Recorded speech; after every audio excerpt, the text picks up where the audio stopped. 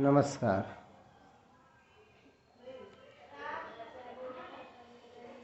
अयोध्या नाम का अर्थ होता है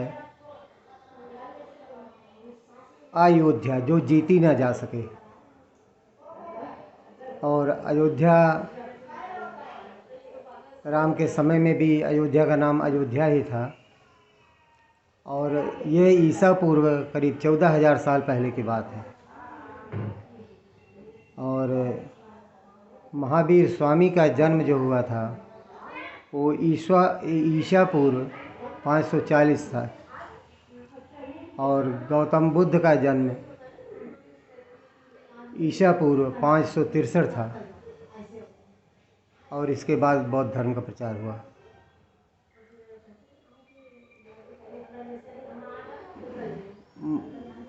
जो शंकराचार्य जी हैं, इनको आदि गुरु शंकराचार्य ने 4 पीठों की स्थापना की थी, जिसमें उन्होंने शंकराचार्यों की, अपने अनुयायियों को शंकराचार्य की पदवी दे करके बैठाया था। और उनकी जो थोड़ी बहुत शिक्षा की जानकारी क्या होनी चाहिए उनकी, उसके बारे में थोड़ा ज्ञान हमें है, जो हमने सुना है, पढ़ा है। उसके हिसाब से 4 वेद और 6 शास्त्र के शंकराचार्य को ज्ञाता होना चाहिए। और उनको अपनी सारी इंद्रियों पर बस होना चाहिए। और जिसका अपनी, और वो ब्राह्मण ही होना चाहिए।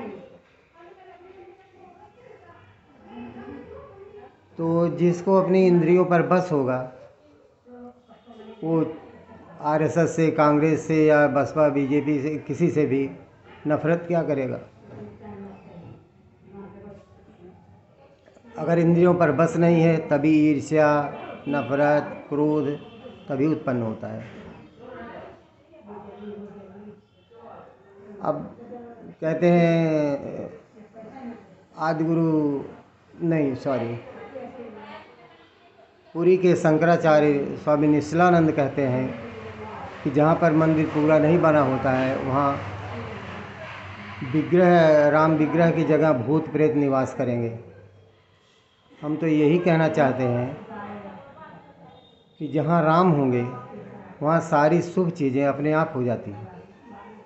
और जिनके सेवक बजरंगबली, संकट मोचन हनुमान जी जैसे हों, वहाँ पर शंकराचार्य जी को सोचना चाहिए कि क्या भूत प्रेत का वास हो सकता है क्या। और राम नाम अपने आप में शुभ है। राम नाम ही ऐसा है जिसको आप शौचालय के समय, यानी शौच क्रिया के समय, बीमारी की दशा में, बिना नहाए हुए हर क्षण प्रतिपल आप उनका नाम ले सकते हैं, सिर्फ राम नाम। और के लिए नहाना, धोना और पूजा करना होता है। और राम का नाम जो लेते हैं उनका अपने आप जो है पाप आने का सवाल ही नहीं पैदा होता। जो राम भक्त हैं, राम राम कही जे जमुहाही, तिन्हि न पाप पुंज समाई। और जाकर नाम सुनत शुभ होई, मोरे गृह आवा प्रभु सोई। पिता दशरथ की आवाज़ में, जिसका नाम सुनते ही शुभ हो जाता है।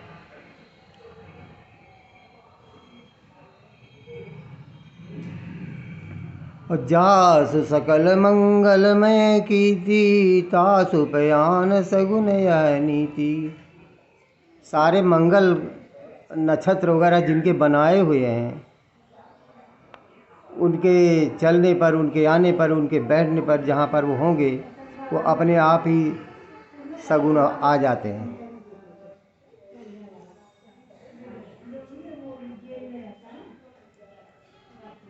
मंगलमय करुणामय अभिगत फल दातार, जनु सब साचे हो निहित भय सगुन एक बार। राम के रास्ते में सारे सगुन अपनी सार्थकता सिद्ध करने के लिए स्वतः आ जाते हैं। जहाँ राम होते हैं, जहाँ राम का नाम होता है। अब शंकराचार्य जी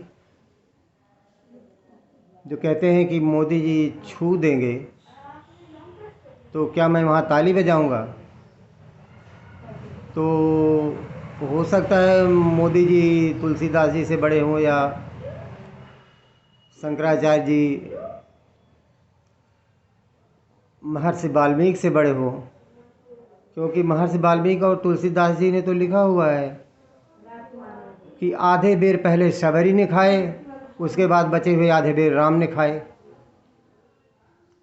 और फिर राम को जो 11 दिन तक व्रत रहा हो और जमीन पर सोया हो, इस तरह राम का भक्त, उसके छूने से राम अपवित्र हो जाएंगे। ये आपके विवेक पर हम छोड़ते हैं। जय श्री राम।